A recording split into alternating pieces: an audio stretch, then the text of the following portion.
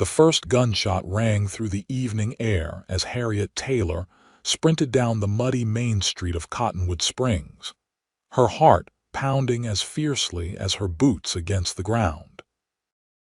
It was 1876, and the Arizona Territory showed no mercy to women accused of murder, especially women like her who had dared to defend themselves against a man of influence. Her chestnut hair had come loose from its pins, streaming behind her like a battle flag as she fled toward the only place that offered a sliver of hope, the livery stable at the edge of town. "Stop her!" Sheriff Dawson's voice boomed behind her. $500 to the man who brings in that murdering woman." Harriet's lungs burned as she pushed herself harder. The stable loomed ahead, its wide doors partially open, revealing the shadowed interior that promised temporary sanctuary. She'd been hiding for 3 days after shooting Edwin Price, the banker's son who had cornered her in the mercantile storeroom with violent intentions. No one would believe her side of the story, not against the Price family. She slipped through the stable doors, her eyes adjusting to the dimness as she frantically searched for a hiding place. The scent of hay and horse filled her nostrils as she moved deeper into the building. "Looking for something, madam?" A deep voice emerged from the shadows. Harriet whirled around, instinctively backing away. A tall man stood by one of the stalls, his features obscured by the brim of his worn Stetson. He stepped forward, and the fading sunlight through a high window illuminated his face, strong jawline, eyes the color of a summer storm, and a 3-day beard that spoke of long days on the trail. "Please," she whispered, desperation making her voice tremble. "They're coming for me." The stranger tilted his head, taking in her disheveled appearance, the fear in her eyes. "Who's coming?" "Sheriff Dawson and his men. They think I murdered Edwin Price." She swallowed hard. "They'll hang me." Something shifted in the man's expression, a hardening around his eyes, a squaring of his shoulders. He moved past her toward the stable doors, peering outside before closing them firmly and sliding a wooden beam across. "The name's Thomas Jenkins," he said, turning back to her. "Most folks call me Tucker." Shouts grew louder outside. Harriet's breathing quickened. "I didn't murder him. I defended myself. He tried to." Her voice caught. Tucker nodded once, understanding in his eyes. "You don't need to explain." The sounds of men searching nearby buildings grew closer. Tucker glanced at the rear door of the stable, then back at Harriet. "They'll hang me," she repeated, the reality of her situation crushing down on her. Tucker's jaw tightened as he reached for his gun belt. "Then I'll stand beside you till they don't dare." The declaration stunned her into momentary silence. This stranger, this cowboy, was offering to protect her with no knowledge of her beyond her desperate claims of innocence. "You don't know me," Harriet whispered. "I know enough," Tucker replied. "I know when someone's telling the truth." He moved to a stall where a powerful chestnut gelding stood. "And I know we need to leave now if you want to stay alive." Tucker worked quickly, saddling his horse and a sturdy paint mare. He moved with practiced efficiency, grabbing saddlebags and securing them while keeping his voice low. "Can you ride?" he asked. Harriet nodded. "I grew up on a ranch in Texas." "Good. We'll head north through the mountains. I know places where Dawson won't follow." The shouts outside grew more organized. Someone was giving orders, dividing the search party to cover more ground. It was only a matter of minutes before they'd reach the stable. Tucker handed Harriet the reins to the paint. "Once we mount up, ride hard and don't look back. Stay behind me." Harriet's hands trembled as she took the reins. "Why are you helping me?" Tucker paused, his eyes meeting hers. "Because I've seen what passes for justice in these parts, and I've spent too many years watching good people swing while the guilty go free." He checked his revolver, then tucked it back in its holster. "Ready?" Harriet took a deep breath and nodded. Tucker unbarred the rear door and peered out cautiously. Clear for now. Mount up. They led the horses through the door into the alleyway behind the stable. Tucker helped Harriet into the saddle before mounting his own horse. Just as they prepared to ride, voices approached from around the corner. Check the stable again. She couldn't have gotten far. Tucker locked eyes with Harriet. Now, he whispered urgently. They spurred their horses forward, emerging from the alley onto a side street. Several men shouted in surprise as they thundered past. A shot rang out, whistling past Harriet's ear. Head for the trees, Tucker called, veering toward the forested foothills north of town. Harriet leaned low over her mount's neck, urging the mare to greater speed. The wind whipped tears from her eyes as they raced across the open ground between town and forest. More shots followed, but they were already out of effective range. The pounding of hooves behind them confirmed they were being pursued. Tucker led them into the trees, following a narrow trail that wound upward through increasingly dense forest. The horses' breathing became labored as the incline steepened. "We need to split them up," Tucker called over his shoulder. "There's a stream ahead. We'll ride through it for a while to break the trail." The sound of running water soon reached Harriet's ears.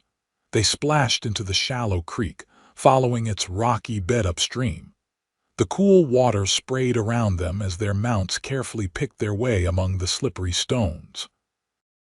After nearly a mile, Tucker guided them out of the water onto a rocky outcropping. "This way," he said, pointing to a barely visible trail that climbed steeply up the mountainside. They rode in tense silence for another hour, stopping occasionally to listen for pursuers. The forest grew thicker, the trail narrower. Dusk was settling over the mountains, painting the sky in shades of purple and orange. Finally, Tucker raised his hand, signaling a halt. "We'll rest the horses here." He dismounted in a small clearing, helping Harriet down from her saddle. Her legs nearly buckled as her feet touched the ground. The adrenaline that had sustained her was ebbing, leaving exhaustion in its wake. Tucker steadied her with a strong hand on her arm. "You all right?" he asked, genuine concern in his voice. "Yes," Harriet managed. "Just tired." Tucker nodded. "We'll stay here tonight. It's too dangerous to keep moving in the dark." He unsaddled the horses and brushed them down while Harriet gathered wood for a small fire. As darkness fell completely, Tucker built a carefully contained blaze, keeping it small enough to avoid detection from below. Sitting across from each other in the dancing firelight, Harriet finally got a clear look at her unexpected savior. Tucker Jenkins was older than she'd first thought, perhaps in his early 30s, with lines at the corners of his eyes that spoke of years squinting against the western sun. His hands were calloused, his knuckles scarred.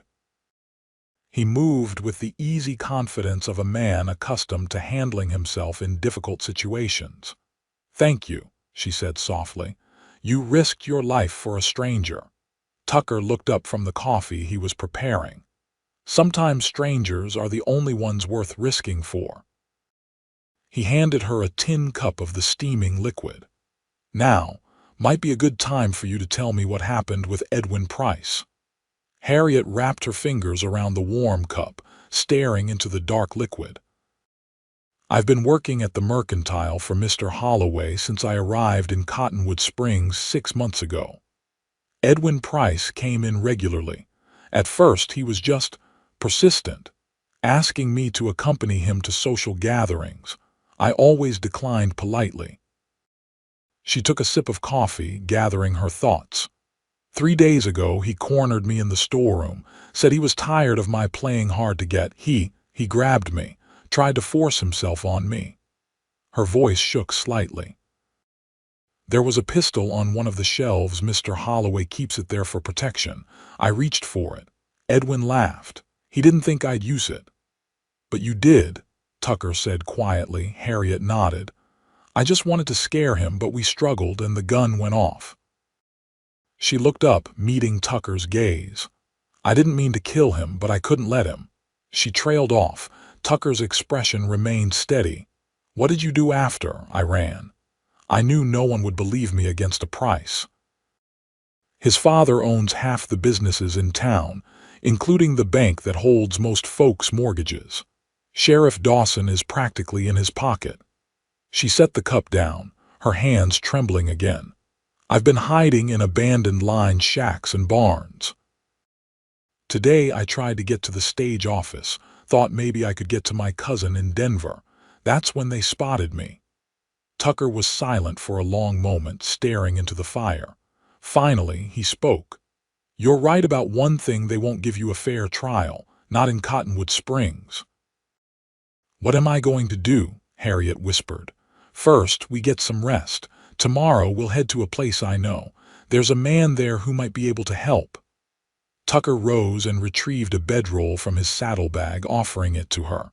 Take this. I'll keep watch for a while. Harriet accepted the bedroll gratefully. What about you? I've slept on harder ground than this without a blanket, he replied with a slight smile. Get some sleep. We'll leave at first light.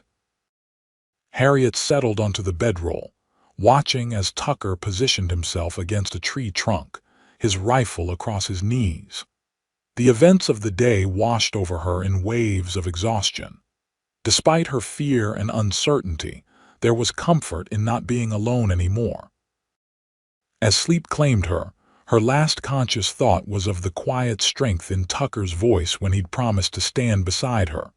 Dawn broke clear and cold. Harriet woke to the smell of coffee and the soft sounds of Tucker readying the horses. She sat up, disoriented for a moment before the previous day's events came rushing back. Morning, Tucker said, handing her a cup of coffee and some jerky. We should move soon. Harriet nodded, accepting the simple breakfast. Where are we going?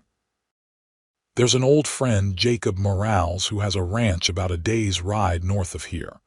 He was a lawman before he retired. If anyone can help us figure out what to do, it's him. They packed up quickly, leaving no trace of their camp. As they mounted their horses, Harriet noticed Tucker scanning the valley below. Any sign of them? She asked. Not yet, but Dawson's persistent, especially with Price's money backing him. He adjusted his hat. We'll stay off the main trails, keep to the high ground when we can. They rode north, following game trails and natural passages through the rugged terrain. Tucker set a steady pace, pushing the horses as much as he dared on the difficult ground. He spoke little, but Harriet noticed how he constantly surveyed their surroundings, alert to any potential danger. Around midday, they stopped by a small spring to water the horses. Harriet stretched her aching muscles while Tucker checked their back trail from a nearby ridge. You think they are still following? She asked when he returned. Tucker frowned. Hard to say, but we should assume they are. He handed her his canteen. How are you holding up? I'm fine, she said, though her body protested with every movement after months of working indoors. Tucker's eyes softened slightly. It's another 6 hours to Jacob's place. We can rest a bit longer if you need to.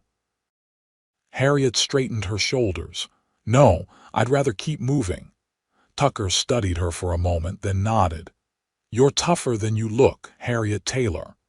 It was the first time he'd used her name, and something in his tone made her look up. There was respect in his eyes, maybe even a hint of admiration. It had been a long time since anyone had looked at her that way. They continued their journey through increasingly rugged country. The forests gave way to rocky outcroppings and steep ravines. Tucker guided them with confidence, clearly familiar with the terrain. As afternoon faded into evening, they crested a ridge overlooking a small valley. A ranch house and several outbuildings nestled beside a creek, surrounded by grazing land and corrals. Jacob's place, Tucker said, gesturing toward the ranch. We'll be safe there, at least for tonight. They descended toward the ranch, following a winding trail down the hillside. As they approached, a man emerged from the barn, rifle in hand. He was older, with silver hair and a weathered face, but he stood straight and alert. "That's close enough," the man called. Tucker raised his hand in greeting. "It's Tucker Jenkins, Jacob." The man lowered his rifle slightly, peering at them in the fading light. "Tucker, been a while, son." He stepped forward, recognition dawning on his face. "What brings you to my doorstep at this hour, and with company, no less?" "We need your help, Jacob," Tucker replied, dismounting. He helped Harriet down from her horse, noticing her wince as her feet touched the ground. Jacob approached, his eyes moving from Tucker to Harriet. "Well, any friend of Tucker's is welcome here. Come on inside. You both look like you could use a hot meal and a proper rest." The ranch house was warm and surprisingly comfortable inside. Jacob's housekeeper, a middle-aged Mexican woman named Lucia, immediately set about preparing food while Jacob showed them to a small washroom where they could clean up. "The lady can use my late wife's room," Jacob said to Tucker. "You know where the spare bunk is." Over a hearty meal of beef stew and cornbread, Tucker explained their situation. Jacob listened without interruption, his weathered face revealing nothing of his thoughts. When Tucker finished, Jacob leaned back in his chair, studying Harriet intently. "Edwin Price always was a sorry excuse for a human being," Jacob finally said. "Even as a boy, he was mean-spirited. Can't say I'm surprised he came to a bad end." "Then you believe me?" Harriet asked, hardly daring to hope. Jacob nodded slowly. "I was sheriff in Cottonwood Springs for 15 years before I retired. I knew Edwin and his father well enough to know what they were capable of." He glanced at Tucker. "But Clarence Price won't let this go. He'll want someone to pay for his son's death, regardless of the circumstances." "What do you suggest?" Tucker asked. Jacob sighed. "You can't go back to Cottonwood Springs, that's for certain. Miss Taylor would never receive a fair trial there." He rubbed his chin thoughtfully. "I still have some connections. Maybe I can get word to the territorial marshal. Get him to look into it properly." "How long would that take?" Harriet asked. "Weeks, most likely, maybe months." Jacob looked at her sympathetically.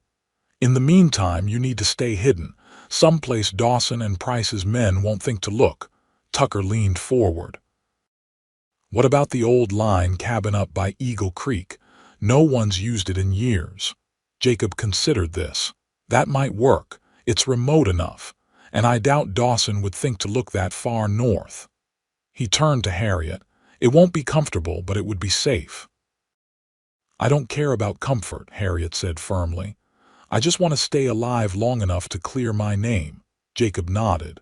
"Good. You can rest here tonight. Tomorrow I'll help you gather supplies before you head out." He stood, wincing slightly as he straightened his back. "Lucia's prepared the rooms. Get some sleep. We'll talk more in the morning." Alone in the small bedroom that had once belonged to Jacob's wife, Harriet sat on the edge of the bed, overwhelmed by the events of the past few days. The room was simply furnished but clean, with faded curtains and a handmade quilt on the bed. A small dresser held a porcelain basin and pitcher, along with a tarnished silver hairbrush. She poured water into the basin and washed her face, trying to gather her scattered thoughts. Just days ago, she'd been living a quiet life, working at the mercantile, saving money to perhaps open a small dressmaking shop of her own someday. Now she was a fugitive, dependent on the kindness of strangers, and Tucker Jenkins. She didn't know what to make of him. Why would a man risk everything for someone he didn't know? Yet there was something in his eyes, something genuine and steady that made her want to trust him. She'd learned the hard way to be cautious around men, but Tucker was different. He hadn't asked for anything in return for his help. He simply offered it freely, without hesitation. A soft knock at the door interrupted her thoughts. "Yes," she called, "it's Tucker. May I speak with you for a moment?" Harriet quickly dried her face and hands. Of course. Tucker entered, carrying a small bundle. Lucia found some clothes that might fit you. They belong to Jacob's daughter, but she lives in California now.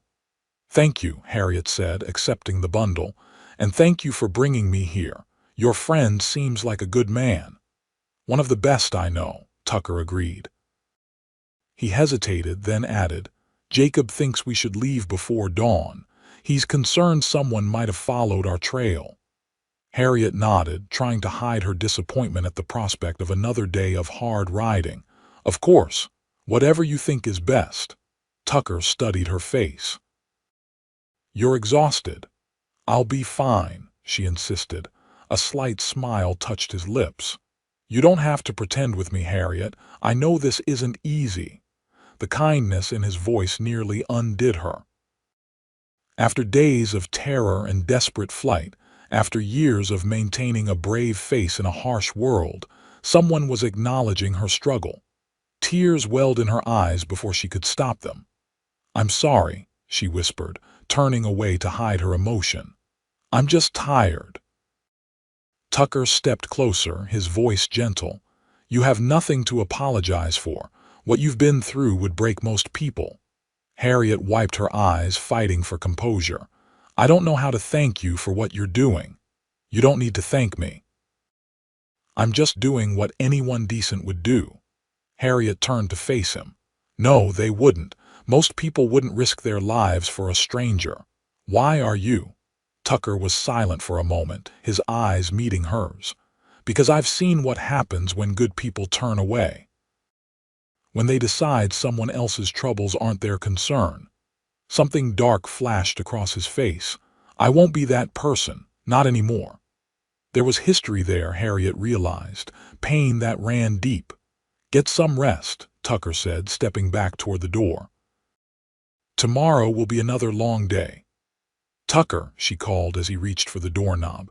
He paused, looking back at her. Thank you for everything. He nodded once, a quiet acknowledgement, then left, closing the door softly behind him. Harriet sat on the bed, still holding the bundle of clothes. Tucker Jenkins was a mystery, a man haunted by his own demons, yet willing to face danger for a woman he barely knew. As she prepared for bed, she wondered what had happened in his past to shape him into the man he'd become. True to Jacob's word, they departed before first light. The old lawman had provided them with supplies, food, ammunition, medical necessities, and warm blankets. He'd also given Tucker a detailed map showing the location of the line cabin and the surrounding terrain. It's about a 2-day ride from here, Jacob told them as they prepared to leave. Stay off the main trails. There's a creek that runs near the cabin, good fishing, and the water's clean. He handed Tucker a sealed envelope. If you need to contact me, there's a trapper named Williams who checks his lines about 5 miles west of the cabin every couple of weeks. He can get a message to me. Tucker tucked the envelope into his saddlebag. Thank you, Jacob, I owe you. The older man clasped his shoulder. You don't owe me anything, just keep her safe. He turned to Harriet. Miss Taylor, I hope you find justice. In the meantime, trust Tucker. He knows what he's doing. Harriet extended her hand. Thank you for your hospitality, Mr. Morales. Jacob took her hand in both of his. Good luck to you both. They rode out as the first hint of dawn touched the eastern horizon. Tucker led them north, following game trails and natural features that would make their path difficult to track. They rode in companionable silence, both alert to any sign of pursuit. By midday, they had climbed into higher country. Pine forest gave way to aspen groves, their leaves just beginning to turn golden with the approach of autumn. The air was cooler here, carrying the scent of pine and distant snow. They stopped to rest the horses beside a small stream. While the animals drank, Harriet and Tucker shared a simple meal of jerky and dried fruit. May I ask you something? Harriet ventured, breaking the long silence. Tucker looked up, waiting. You mentioned to Jacob that you knew the location of this cabin we're heading to. Have you been there before? Tucker nodded, chewing thoughtfully before answering. I worked for the cattle company that owned this range about 5 years back. The line cabin was used during spring roundup, but it's been abandoned since the company went under. And you've been, what? A drifting cowboy since then. A shadow passed over Tucker's face. Something like that. Harriet sensed there was more to the story, but Tucker's tone discouraged further questions. Instead, she changed the subject. You think Jacob can really help clear my name? Tucker considered this. If anyone can, it's Jacob. He still has friends in the territorial government, but it won't be quick or easy. He studied her face. You need to be prepared for the possibility that you might never be able to go back to your old life. The reality of her situation settled on Harriet with crushing weight. I know, she said quietly. I've been trying not to think about that. Where would you go if you could go anywhere? Tucker asked, his tone gentler now. Harriet thought for a moment. San Francisco, maybe, or Denver. Somewhere I could start fresh, where no one knows me. She looked up at him. What about you? Do you have someplace you call home? Tucker's eyes grew distant. Not anymore. Before Harriet could respond, Tucker stiffened, his hand moving to his revolver. Get down, he whispered, pulling her behind a large boulder. In the distance, Harriet could make out the sound of horses, several of them moving through the forest below. How many? She whispered. At least 4, maybe more, Tucker replied, peering cautiously around the rock. They're following the main trail about half a mile south of us. You think they're looking for us? Can't be sure. Could be a hunting party, but we shouldn't take chances. Tucker moved back to the horses, checking that they were securely tethered and unlikely to make noise. We'll wait until they pass, then continue north, but stay even further from the trail. They remained hidden for nearly an hour, speaking in whispers as the sounds of the riders gradually faded. When Tucker was confident they were gone, they mounted up and continued their journey, now veering more northwesterly to put additional distance between themselves and the main trail. The terrain grew increasingly difficult as the afternoon wore on. They navigated narrow passes and rocky slopes, the horses picking their way carefully over treacherous ground. By nightfall, they had traveled perhaps 15 miles less than Tucker had hoped, but still good progress given the challenging conditions. They made camp in a protected hollow, building only the smallest of fires to heat their coffee and cook a meager supper of bacon and beans. The night was clear and cold, stars blazing overhead in the vast western sky. Wrapped in her blanket beside the dying embers of their fire, Harriet found herself studying Tucker as he sat with his back against a tree trunk, rifle across his knees. In the faint glow of the coals, his face seemed carved from stone-strong features set in lines of quiet vigilance. You should get some sleep, she said softly. I can keep watch for a while. Tucker glanced at her. I'm all right. You need the rest more than I do. You've barely slept since we left Cottonwood Springs, Harriet pointed out. Even you need rest eventually. A ghost of a smile touched Tucker's lips. Are you always this stubborn? My father used to say it was my defining characteristic, Harriet replied, returning his smile. Please, Tucker, let me help. You can't protect me if you collapse from exhaustion. Tucker considered her for a moment, then nodded. All right. Wake me in 4 hours or if you hear anything unusual. He handed her the rifle. You know how to use this, my father taught me. I grew up on a cattle ranch in the Texas Panhandle. What brought you to Arizona?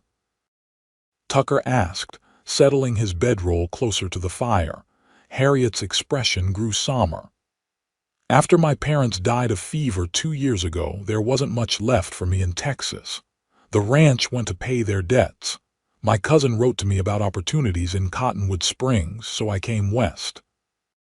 She sighed. Not my wisest decision, as it turned out.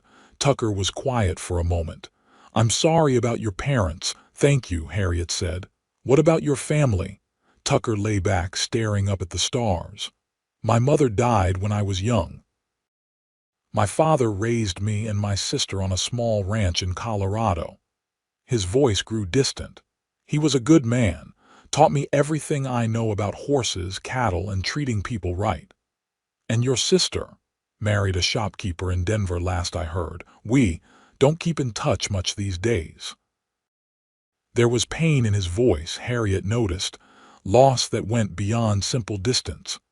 But before she could ask more, Tucker turned on his side, facing away from her. "4 hours," he reminded her. "Don't let me sleep longer." "I won't," she promised. As Tucker's breathing deepened into sleep, Harriet settled in for her watch, the rifle across her lap. The night was alive with sounds: the soft whickering of the horses, the call of a distant owl, the rustle of small creatures in the underbrush.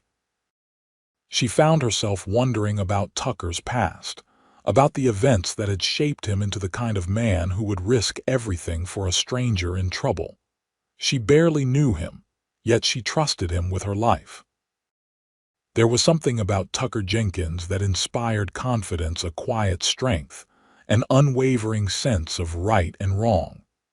In a world where she'd learned to be cautious with her trust, Tucker had somehow slipped past her defenses. The realization unsettled her. She couldn't afford to develop feelings for him, not when her future was so uncertain.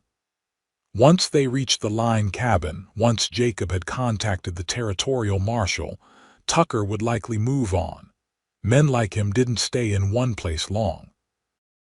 Yet as she watched him sleeping, his face relaxed in repose, Harriet couldn't help but wonder what it would be like if circumstances were different. If they had met in some ordinary way, without death and pursuit hanging over them.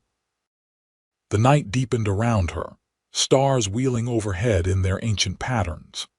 Harriet kept vigilant watch, pushing away thoughts of what could never be, focusing instead on the present moment and the challenges that lay ahead. When the 4 hours had passed, she gently woke Tucker as promised. He came awake instantly, hand moving to his revolver before he registered who had touched his shoulder. "All quiet?" he asked, sitting up. "Nothing but owls and mice," Harriet confirmed. Tucker nodded, taking the rifle from her. "Get some rest. We'll leave at first light." Harriet settled into her blankets, suddenly aware of how exhausted she was. As sleep claimed her, her last thought was of the quiet strength in Tucker's eyes when he looked at her as if he saw something in her worth protecting. The second day of their journey proved even more arduous than the first. They traveled through increasingly wild country, following game trails when they could find them, forging their own path when they couldn't. The horses were tiring, forced to navigate difficult terrain hour after hour. By late afternoon, they had climbed high enough that patches of snow appeared in shaded areas. The air was thin and crisp, carrying the scent of pine and the promise of approaching winter. "There," Tucker said, pointing to a distant ridgeline. "The cabin is just beyond that rise. We should reach it before sunset if we push on." Harriet nodded, too tired for conversation. Her body ached from 2 days of hard riding, her hands raw from the reins despite the gloves Jacob had given her. They urged their weary mounts forward, climbing steadily toward the ridge. As they crested it, Harriet saw a small valley spread out below them. A stream wound through the center, its banks lined with willows just beginning to turn golden. And there, nestled against a stand of tall pines, was a small log cabin. "It's beautiful," Harriet said softly. Tucker glanced at her, a hint of surprise in his expression. "It's isolated and primitive, but I suppose it does have a certain beauty." They descended into the valley as the sun sank toward the western mountains. As they drew closer to the cabin, Harriet could see that it was sturdily built if neglected. A small corral stood nearby, its rails weathered but intact. Tucker dismounted first, drawing his revolver as he approached the cabin door. "Wait here," he told Harriet, his voice low. He pushed the door open carefully, gun raised, then disappeared inside. Moments later he emerged. "All clear. No one's been here in a long time from the looks of it." Harriet dismounted, her legs nearly buckling beneath her as her feet touched the ground. Tucker was at her side instantly, supporting her with a strong arm around her waist. "Easy," he said, concern evident in his voice. "You're exhausted." "I'm all right," Harriet insisted, though she leaned against him gratefully. "Just need to get my land legs back." Tucker helped her into the cabin while she regained her strength, then went to tend to the horses. The interior was simple but functional. A stone fireplace dominated one wall, with a crude wooden table and 2 chairs nearby. A narrow cot stood against the opposite wall, its rope springs still intact though the mattress had long since been removed. Shelves lined one wall, holding a few dented pots and chipped enamel plates. Harriet set about clearing the dust and cobwebs, using a broom she found in one corner. By the time Tucker returned, she had made the place somewhat habitable, though it was still far from comfortable. "The corral is secure," Tucker reported. "I've unsaddled the horses and given them grain. There's good grazing nearby and they should be fine." "What about water?" Harriet asked. "There's a spring behind the cabin, clean, cold water." He glanced around the cabin, noting her efforts. "You've been busy." "It needed it," Harriet replied with a small smile, "and it gave me something to do besides think about how much my muscles ache." Tucker set his saddlebags on the table. "Jacob packed some coffee and basic provisions. I'll get a fire going and we can have a hot meal." While Tucker built a fire in the fireplace, Harriet continued her cleaning. The physical labor helped distract her from the uncertainty of her situation. What would happen if Jacob couldn't persuade the territorial marshal to investigate? How long could she hide here? And what about Tucker? How long would he stay before moving on? As darkness fell, the cabin grew warmer with the blazing fire. The smell of coffee and bacon filled the small space as Tucker prepared their simple meal. They ate in companionable silence, too tired for conversation. "You take the cot," Tucker said when they had finished eating.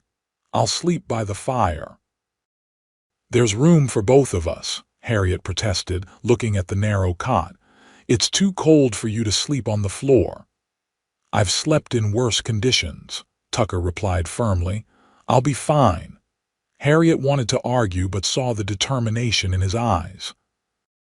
"At least take one of the blankets," she insisted. Tucker agreed to this compromise. As Harriet settled onto the cot, wrapped in her blanket, she watched Tucker spread his bedroll near the fire.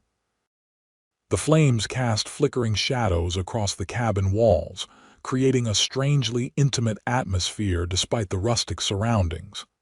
"Tucker," she said softly, "do you really think we'll be safe here?" He looked up, his face half in shadow. "For now, yes.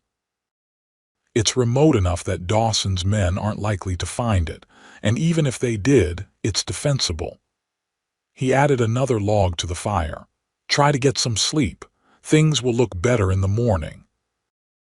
Harriet closed her eyes, listening to the crackling of the fire and the soft sounds of Tucker moving around the cabin. Despite her exhaustion, sleep eluded her. Too many thoughts crowded her mind, fears for her future, memories of the shooting, and increasingly, awareness of the man sharing this small space with her. "Tucker," she whispered after a long silence. "Yes." His voice came from the darkness near the fire. "Why did you really help me? The truth." There was a long pause before he answered. "Because 5 years ago I watched a woman hang for defending herself against her husband. No one believed her. No one stood up for her." His voice was low, tight with controlled emotion. "I was a coward then. I didn't speak up when I could have. I've regretted it every day since." "You can't blame yourself for that," Harriet said softly. "Can I?" The fire popped and sparked, illuminating his face momentarily. "I knew her husband was violent. Everyone in town did. But when she finally fought back and killed him, we all stayed silent. Let the law take its course." Bitterness edged his words. "Justice, they called it. And that's why you helped me. To make amends." "Partly," Tucker admitted. "But also because from the moment I saw you run into that stable, I knew you were telling the truth. I've seen guilty people, Harriet. You're not one of them." His words touched something deep within her. "Thank you," she whispered, "for believing me." "Get some sleep," Tucker said, his voice gentler now. "We're safe here." This time, exhaustion won out over worry. Harriet drifted into sleep, the sound of the fire and Tucker's steady breathing creating a cocoon of security she hadn't felt in days. Morning brought weak sunshine filtering through the cabin's single window. Harriet woke to the smell of coffee and the sight of Tucker standing by the fireplace, frying pan in hand. "Good morning," he said when he noticed she was awake. "How did you sleep?" Harriet sat up, wincing at her stiff muscles. "Better than I expected. What time is it?" "Just after sunrise." Tucker gestured to the pan. "Breakfast is almost ready."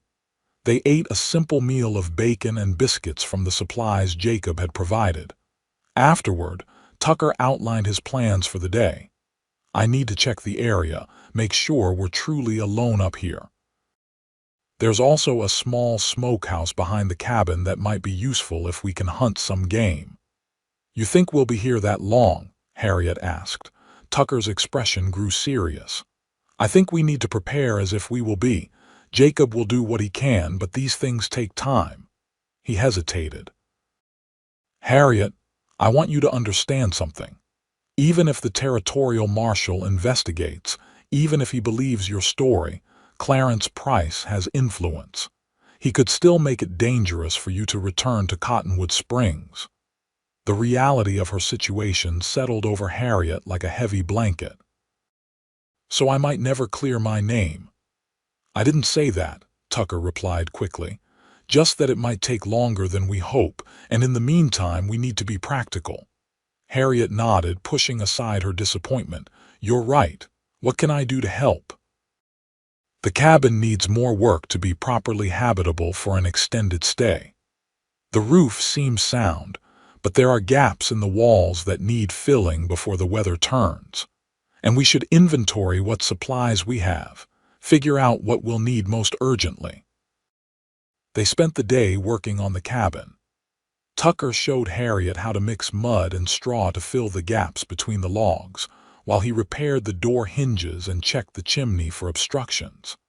By late afternoon, the cabin was noticeably warmer and more secure. As the sun began to set, Tucker took his rifle and disappeared into the woods, returning an hour later with 2 rabbits. He showed Harriet how to clean and prepare them, and they enjoyed their first fresh meat since leaving Jacob's ranch. "You're very self-sufficient," Harriet observed as they ate. "Have you spent much time in the wilderness?" Tucker nodded. "The last few years, more than not, after what happened with that woman. I couldn't stay in town anymore, couldn't face the people who'd stood by and done nothing, including myself." He set his plate aside. "So I took to drifting. Ranch work when I could find it, guiding hunting parties, whatever paid enough to keep me in ammunition and coffee." "Sounds lonely," Harriet said softly. Tucker's eyes met hers. "It was, still is most of the time." He cleared his throat, changing the subject. "Tomorrow, I'll check those traps Jacob mentioned. If we're lucky, we'll have more fresh meat." The days began to settle into a routine. Tucker hunted or checked traps in the morning while Harriet worked on making the cabin more comfortable. In the afternoons, they often worked together gathering firewood, smoking meat, or making repairs to the cabin and corral. Evenings were spent by the fire, talking or simply enjoying the peaceful silence. A week passed, then another. The aspens in the valley turned brilliant gold. their leaves occasionally spiraling down in the crisp autumn air. No sign of pursuit appeared, and gradually, Harriet began to relax her constant vigilance. She found herself watching Tucker when he wasn't aware, the confident way he moved, the gentleness in his hands when he tended to the horses, the rare smile that transformed his serious face. There was a quiet strength about him that drew her, a steadiness she'd never encountered in any man before. One afternoon, while gathering berries near the stream, Harriet heard the crack of a rifle shot from the direction of the cabin. Her heart lurched in her chest as she dropped her basket and ran, fear propelling her forward. Had they been found?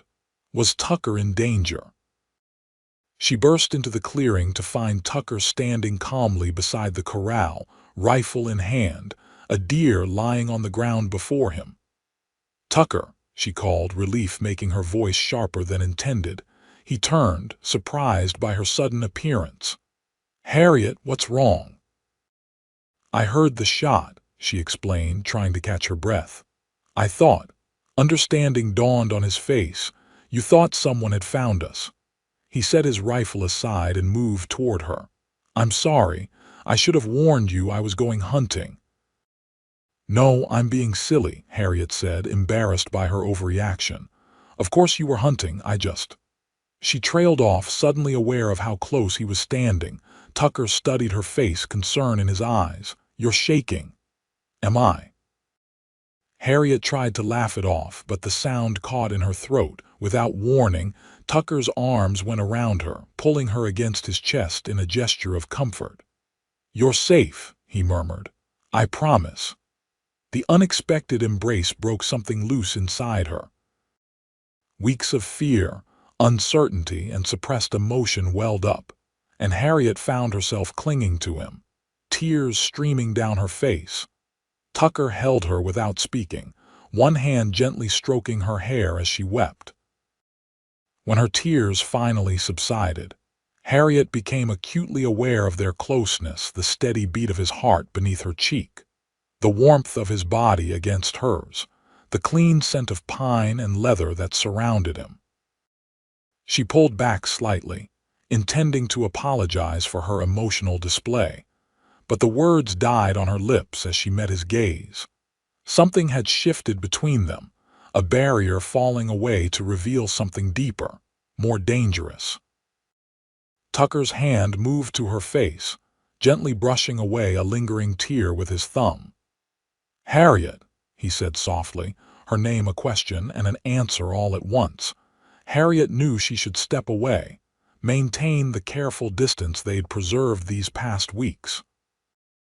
But she found herself leaning into his touch, her heart racing with emotions she tried to deny. Slowly, giving her every opportunity to pull away, Tucker lowered his head. His lips touched hers with exquisite gentleness, a question more than a demand. Harriet answered by rising on her toes, her hands sliding up to his shoulders as she returned his kiss with unexpected fervor. The world seemed to narrow to this single moment, the warmth of Tucker's embrace, the surprising softness of his lips against hers, the way his arms tightened around her, as if she were something precious he feared losing. When they finally broke apart, both were breathing unsteadily. Tucker rested his forehead against hers, his eyes closed. "I shouldn't have done that," he whispered. "Why not?" Harriet asked, her voice equally soft. Tucker's eyes opened, meeting hers with painful honesty. "Because I can't offer you anything, Harriet. No home, no future, no promises.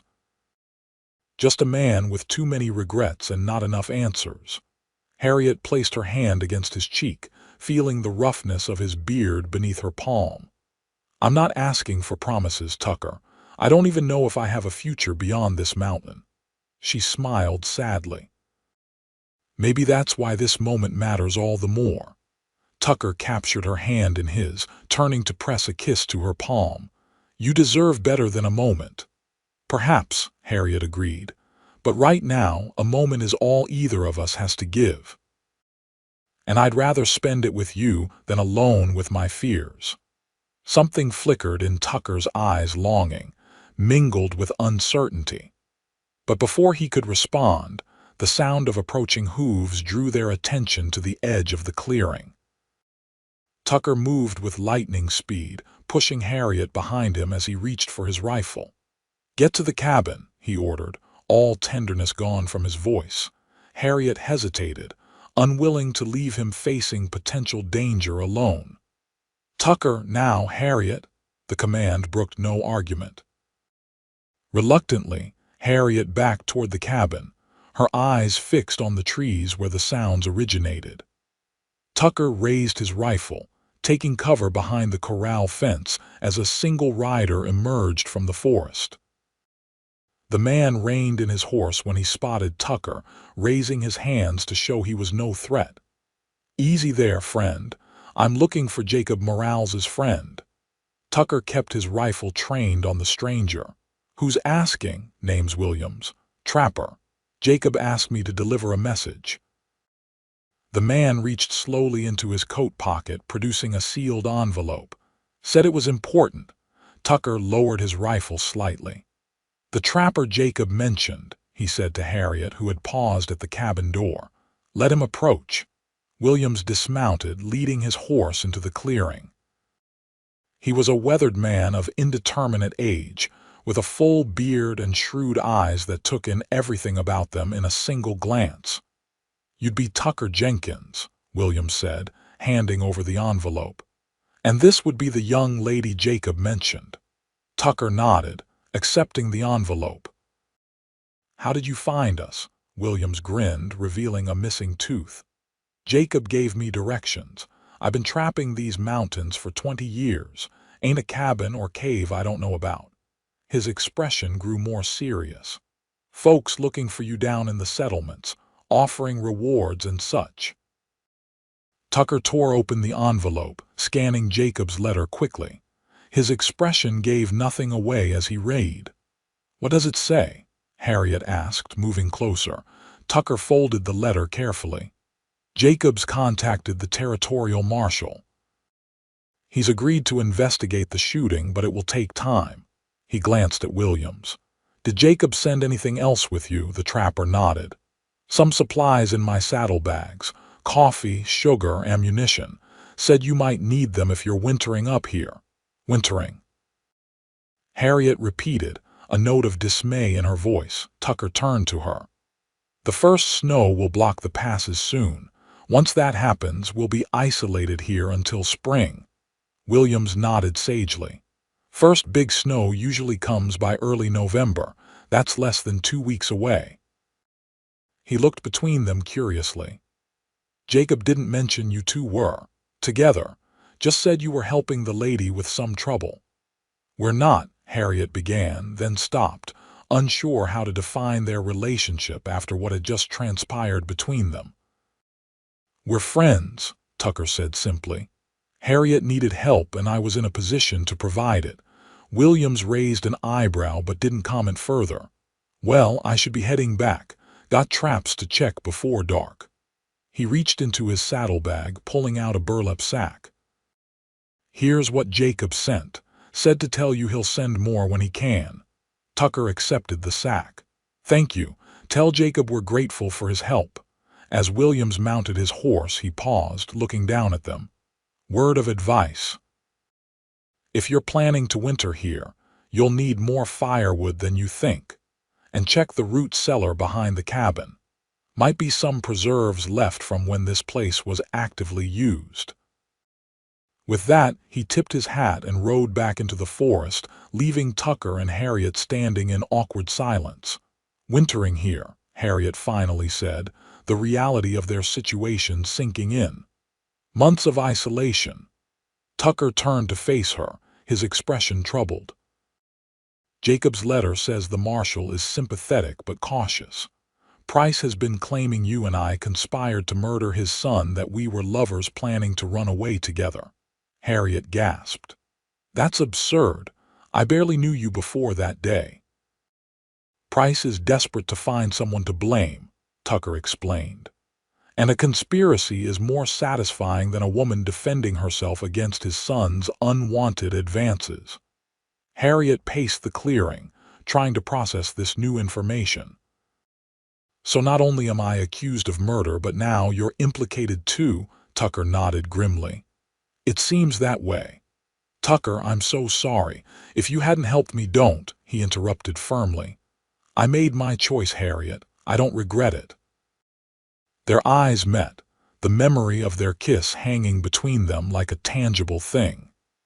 Harriet wondered if he was referring only to his decision to help her escape, or to what had just happened between them as well. We should get this deer dressed before it spoils, Tucker said, changing the subject. And we need to check that root cellar Williams mentioned. Harriet nodded, grateful for the practical focus. I'll help with the deer if you show me how. They worked side by side for the rest of the afternoon, neither mentioning the kiss they had shared or the months of isolation that stretched ahead of them. But something had changed between them, a tension, an awareness that hadn't existed before. As darkness fell, they retreated to the cabin with their bounty, a dressed deer that would provide meat for weeks, and several jars of preserved vegetables they discovered in the root cellar. The supplies Williams had delivered included coffee, sugar, salt, ammunition, and most precious of all, several books to help pass the long winter evenings. Sitting across from each other at the small table, sharing a simple meal by firelight, Harriet found herself studying Tucker's face. The firelight softened his features, highlighting the strong line of his jaw, the small scar near his right eyebrow, the troubled depths of his eyes. "What will you do?" she asked suddenly. "When this is over, I mean, when I'm either cleared or—" She couldn't bring herself to voice the alternative. Tucker looked up, surprise registering on his face before he masked it. "I haven't thought that far ahead." "Of course," Harriet said quickly. "Neither have I. It's just—" She hesitated. "Williams assumed we were together. That we're more than friends." Tucker set down his fork, his eyes meeting hers across the table. "Does that bother you?" "No," Harriet admitted softly. "Does it bother you?" A long moment passed between them, filled with unspoken questions and possibilities. "No," Tucker finally said, his voice low. "But it complicates things." "How so?" Tucker pushed his plate aside, leaning forward. "Because I can't offer you what you deserve, Harriet. A respectable life, security, a future without shadows." "Perhaps I don't want what's respectable," Harriet countered, surprising herself with her boldness. "Perhaps what I want is sitting across from me right now." Tucker's expression softened, vulnerability replacing his usual guardedness. "You don't know everything about me." "There are things in my past. We all have pasts," Harriet interrupted gently. "What matters is who we choose to be now." Tucker reached across the table, his hand covering hers. "And who do you choose to be, Harriet Taylor?" She turned her hand palm up, her fingers intertwining with his. "Someone brave enough to follow her heart, even when the path is uncertain." Tucker's grip tightened. "And if that path leads nowhere, then at least we walked it together for a while," Harriet replied, her heart pounding in her chest. The fire crackled in the silence that followed, shadows dancing across the cabin walls.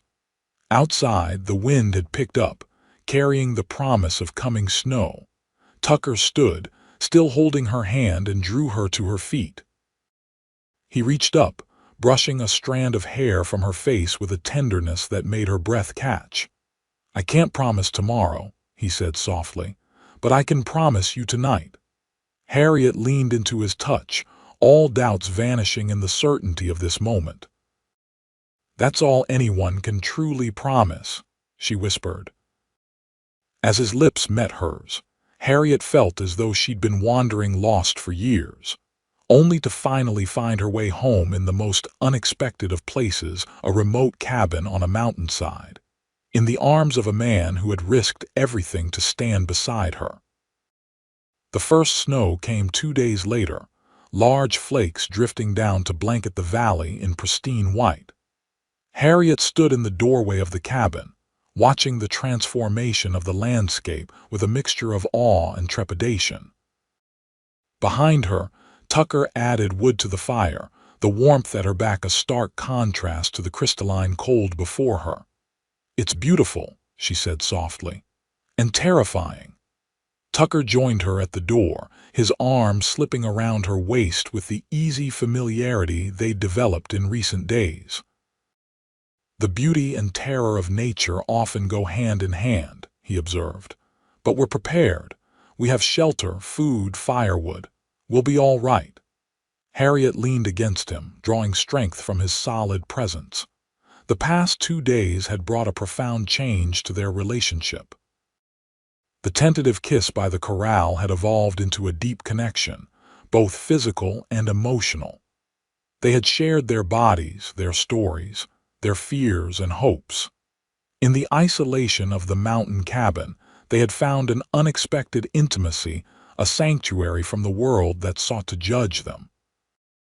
"What are you thinking?" Tucker asked, pressing a kiss to her temple. "That I never expected to find happiness while running for my life," Harriet replied honestly. "It seems almost wrong to feel this way when there's still so much uncertainty ahead." Tucker turned her to face him, his hands gentle on her shoulders. "Happiness isn't something to apologize for, Harriet. It's rare enough in this world." His eyes held hers, serious yet tender. "Whatever comes, I don't regret a single moment with you." Harriet raised her hand to his cheek, feeling the rough texture of his beard beneath her palm. "Nor I with you," she smiled softly. "Though I admit, I never imagined falling in love in a rustic cabin with a mysterious cowboy." It was the first time either of them had spoken of love, though the feeling had been growing between them like a sheltered flame. Tucker's eyes widened slightly, then softened with an emotion that made Harriet's heart race. "Is that what this is?" he asked, his voice low. "Love?" Harriet knew she was taking a risk, laying her heart bare so completely, but the past weeks had taught her that some risks were worth taking. "Yes," she said simply. "At least for me." Tucker's response was to draw her into his arms, his kiss conveying what words could not, tenderness mingled with passion, certainty despite all the uncertainties that surrounded them. "I've never said those words to anyone," Tucker confessed when they finally broke apart. "Never thought I would." "You don't have to say them," Harriet assured him, though her heart ached with the need to hear them. "I understand. I love you, Harriet Taylor," Tucker interrupted, the words emerging rough but unmistakable. "God help me, I do. Despite everything, despite all the reasons I shouldn't, I love you." Joy bloomed in Harriet's chest, warm and expansive. She pulled him close again, sealing his declaration with a kiss that promised forever, even though forever was far from guaranteed. The snow continued to fall as they retreated into the cabin, closing the door on the world outside. That night, they lay together in the narrow cot that had become their shared bed, limbs entwined, speaking of dreams they'd never dared voice before a small ranch somewhere far from Cottonwood Springs, perhaps in northern Colorado or even Oregon, a place where no one knew their names or their stories. "We could raise horses," Tucker mused, his fingers tracing patterns on Harriet's bare shoulder. "Good stock, bred for endurance and intelligence. And I could have a garden," Harriet added, warming to the fantasy. "Vegetables, herbs, maybe even flowers." "Flowers," Tucker teased. "I never took you for the frivolous type." Harriet poked him playfully in the ribs. "There's nothing frivolous about beauty. The world has enough ugliness without us adding to it." Tucker's expression grew more serious. "You're right." He pulled her closer. "We'll have flowers. Whole fields of them." They fell asleep that night wrapped in dreams as well as each other's arms, the howling wind outside only making their shelter seem more precious. The days that followed established a new routine. They rose early, Tucker tending to the horses while Harriet prepared breakfast. Mornings were spent on practical tasks maintaining the cabin, checking Tucker's traps for small game, preserving meat, and tending their dwindling supplies. Afternoons often found them reading aloud from the books Williams had brought, or Tucker teaching Harriet more about tracking and wilderness survival. Evenings were for conversation, for sharing more of their pasts, for planning a future they increasingly spoke of as theirs rather than his or hers. As November deepened into December, the snow grew higher around the cabin. Tucker kept a path cleared to the corral and woodpile, but venturing beyond the immediate vicinity of the cabin became increasingly difficult. They were well and truly isolated now, their world narrowed to the confines of the small valley. "Christmas is coming," Harriet remarked one evening as they sat before the fire. "Just 2 weeks away by my reckoning." Tucker looked up from the piece of wood he was whittling. "I haven't celebrated Christmas in years," he admitted. "Not properly anyway, nor have I, not since my parents died." Harriet set aside her mending. "But I'd like to. Nothing elaborate, just something to mark the day." Tucker studied her for a moment, then nodded. "All right, we'll have Christmas." In the days that followed, they made secret preparations, each wanting to surprise the other with some small token. Harriet used scraps of fabric to fashion a handkerchief, embroidering Tucker's initials with careful stitches. Tucker disappeared for hours at a time, returning with suspicious bulges in his coat pockets that he refused to explain. On Christmas Eve, they shared a special dinner: venison roasted with herbs Harriet had discovered dried in the root cellar, potatoes from their dwindling stock, and a small cake made from precious flour and sugar. Tucker had managed to shoot a wild turkey 2 days earlier, a rare find in the snowy mountains. "It feels like a feast," Harriet said, looking at their simple meal with genuine appreciation. "It is a feast," Tucker replied, raising his tin cup in a toast, "to unexpected gifts." Harriet touched her cup to his, knowing he wasn't referring to their meal. "To unexpected gifts," she echoed softly. After dinner, they exchanged their modest presents. Harriet received a beautifully carved wooden comb, each tooth sanded to perfect smoothness, the handle decorated with a delicate pattern of intertwined vines. "Tucker," she breathed, running her fingers over the intricate carving. "It's beautiful. When did you have time to make this?" "While you were sleeping," he admitted with a smile. "I worked on it a little each night." He seemed equally pleased with his embroidered handkerchief, carefully folding it and tucking it into his shirt pocket. "I'll keep it here," he said, placing his hand over his heart. "Always." As they lay together that night, Harriet found herself thinking about the strange path that had led her here, how tragedy and danger had somehow delivered her to this moment of profound contentment. She wondered what her parents would think of Tucker, of the life she now envisioned for herself. Different from anything they had planned for her, certainly, but perhaps better suited to the woman she had become. "What are you thinking?" Tucker asked, sensing her wakeful state. "About how sometimes the worst moments of our lives can lead to the best," Harriet replied, nestling closer to his warmth. "If Edwin Price hadn't attacked me, if I hadn't killed him, I would never have met you." Tucker was silent for a long moment. "I've been thinking something similar," he finally admitted. "Is it wrong to be grateful for events that brought such pain?" "I don't know," Harriet said honestly. "But I am grateful despite everything, grateful to be here with you." Tucker's arms tightened around her. "Whatever happens when spring comes, Harriet, know that these months with you have been the happiest of my life." Harriet kissed him gently. "Mine too," she whispered. "And spring will bring what it brings. We'll face it together." January brought the coldest weather yet. The snow piled higher around the cabin, and on particularly bitter days, They ventured outside only when absolutely necessary. They rationed their supplies carefully, aware that winter was far from over.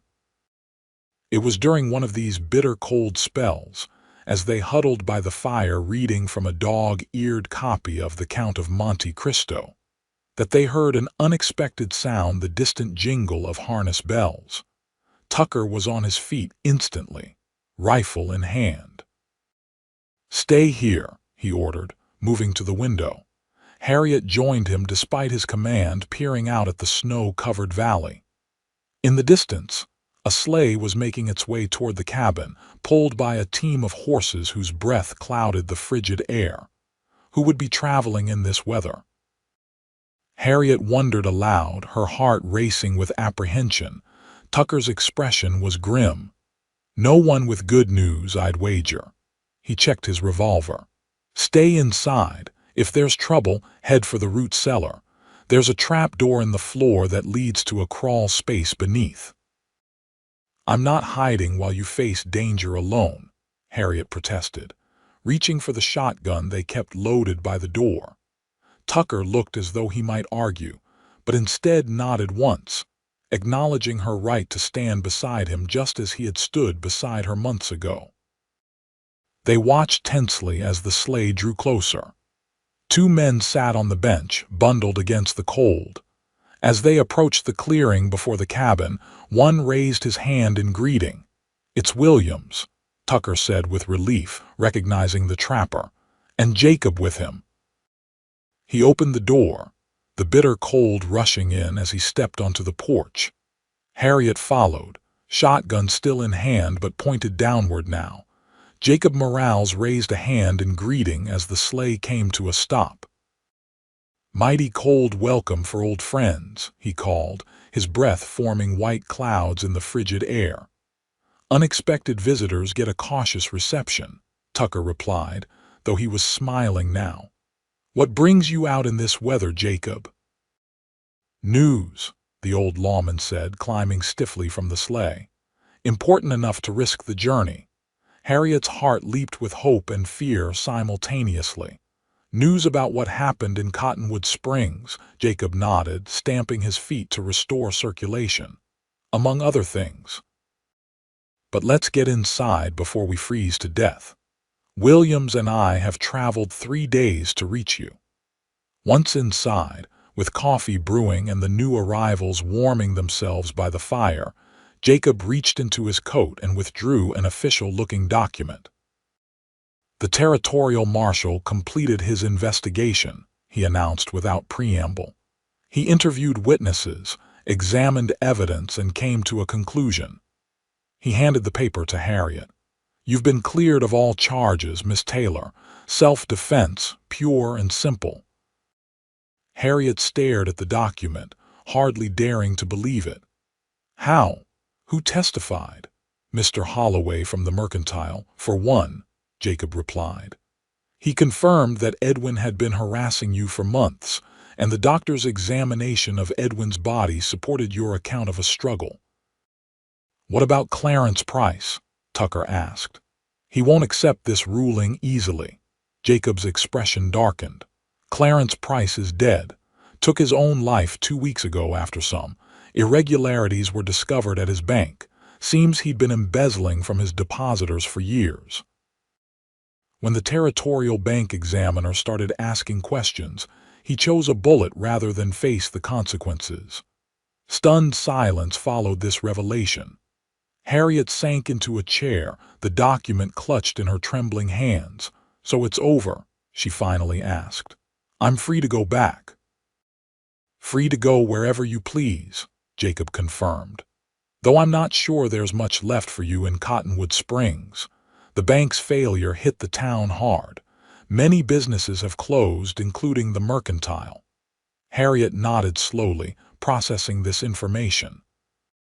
She looked up at Tucker, who stood watching her with an expression she couldn't quite read. "There's more," Williams interjected. "Tell them the rest, Jacob." The old lawman reached into his coat again, producing another document. "This came for you, Tucker, from Denver." He handed it over. Your sister's been trying to reach you for months." Tucker took the letter with visible surprise. "Margaret, how did she know to contact you?" "She didn't, originally," Jacob explained. "She wrote to every sheriff and marshal in the territory trying to find you. One of those letters eventually reached me." He paused.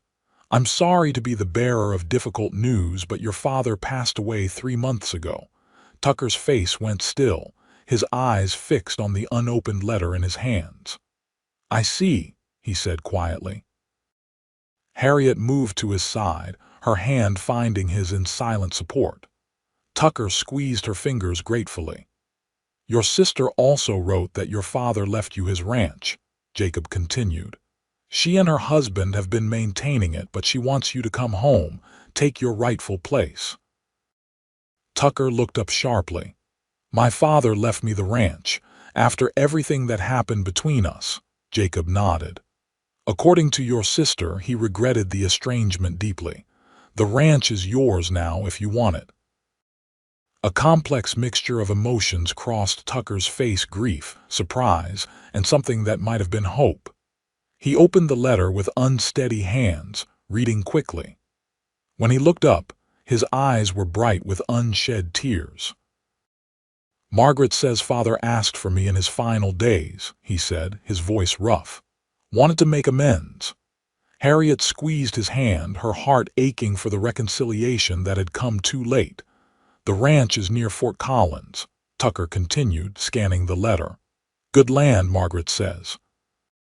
Room enough for horses and cattle both." He looked at Harriet, a question in his eyes that he didn't voice. Jacob and Williams exchanged glances, clearly sensing the private current running between Tucker and Harriet. "We'll stable the horses for the night," Jacob said tactfully. "Give you two some time to discuss matters." He and Williams bundled up again and headed outside, leaving Tucker and Harriet alone.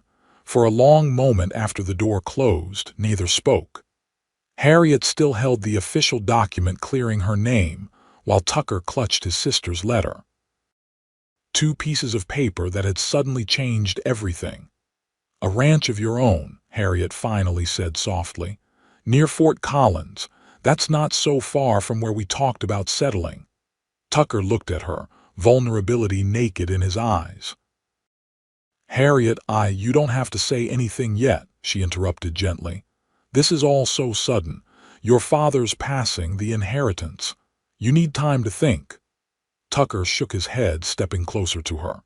"No, I don't. I know exactly what I want." He took her hand, the one holding her pardon. "You're free now. You can go anywhere, do anything.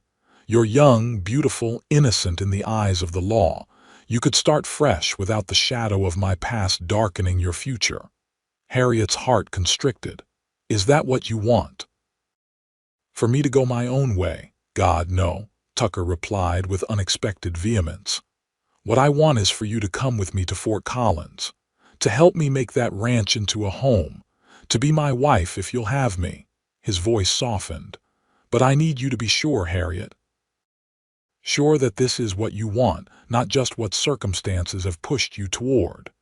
Harriet felt tears welling in her eyes. "Tucker Jenkins, are you proposing to me?"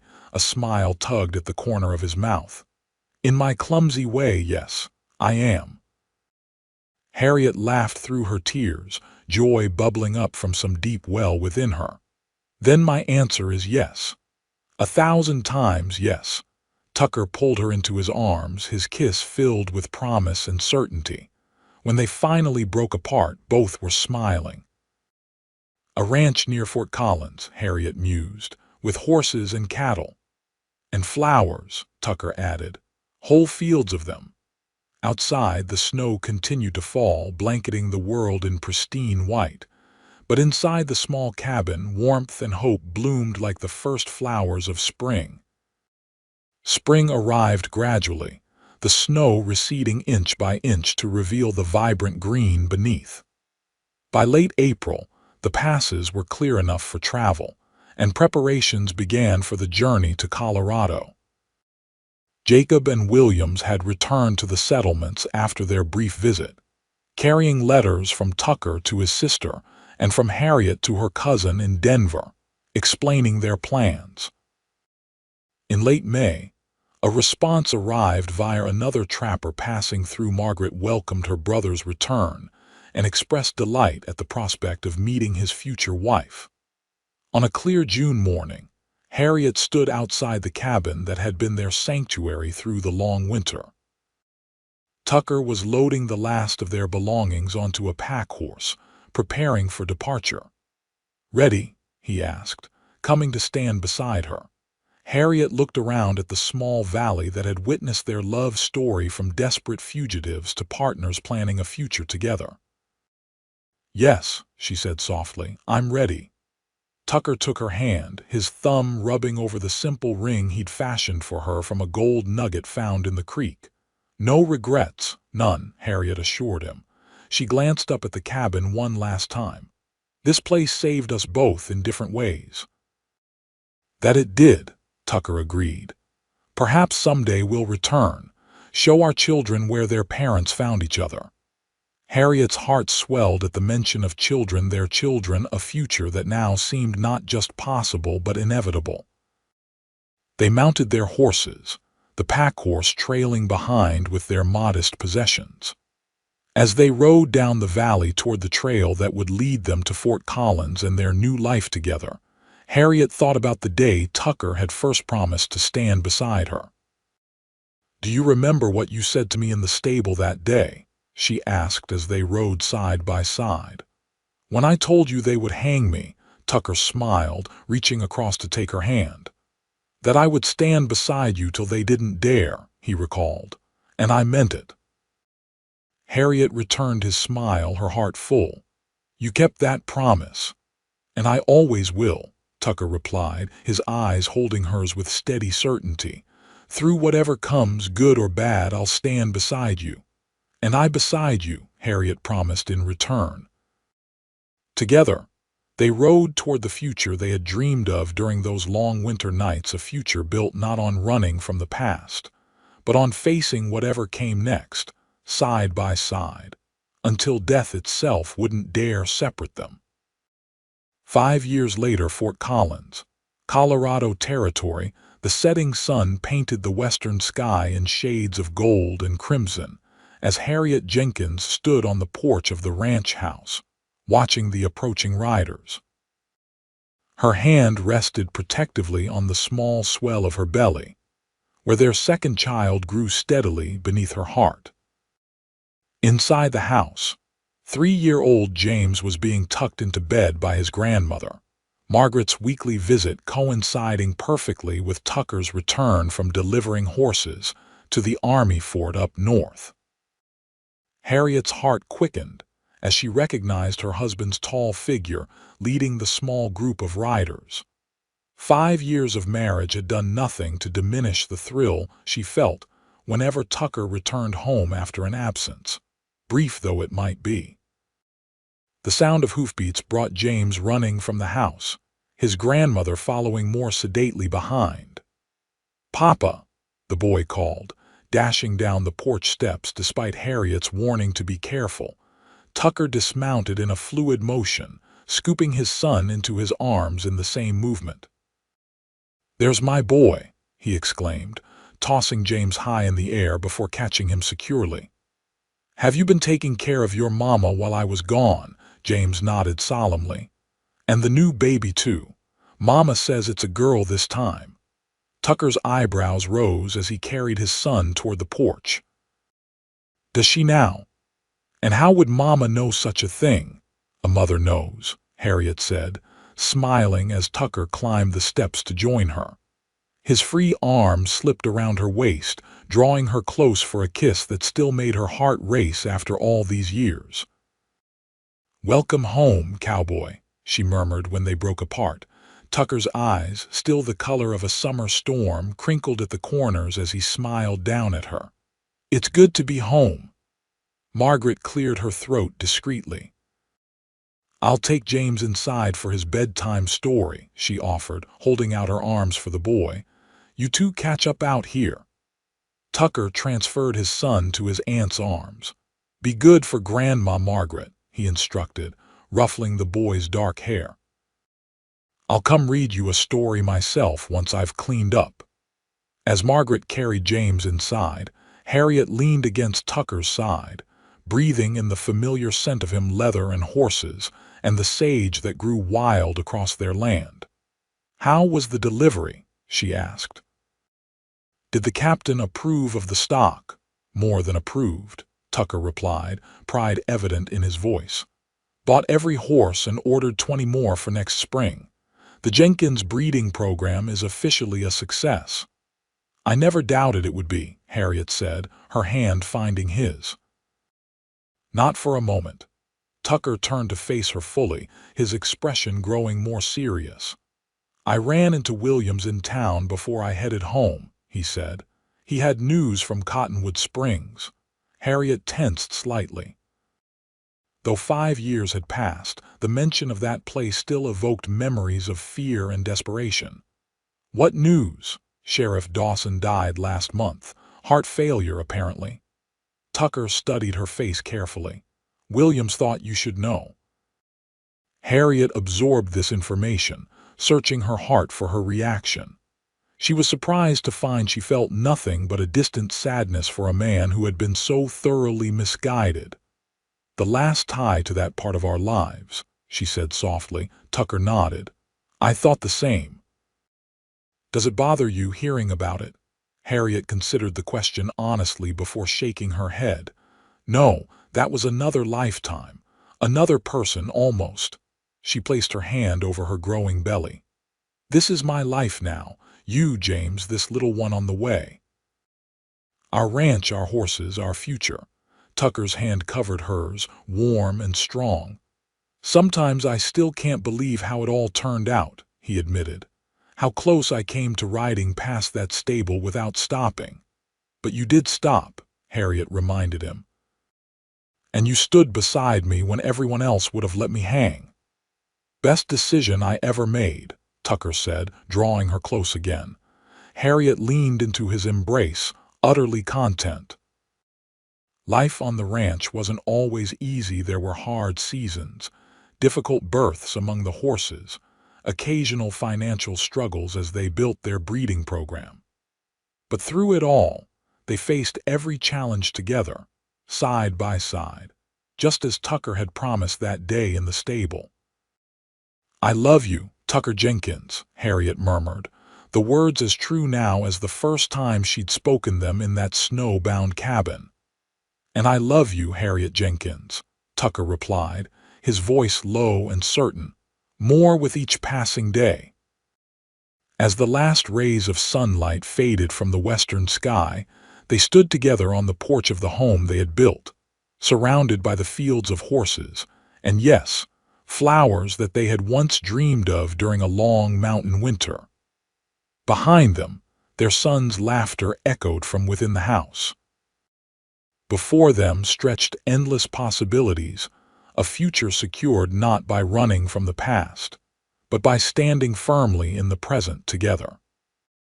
And in that moment, Harriet knew with absolute certainty that no hangman's noose would ever separate them, not in this lifetime, nor in whatever might come after. For Tucker had kept his promise.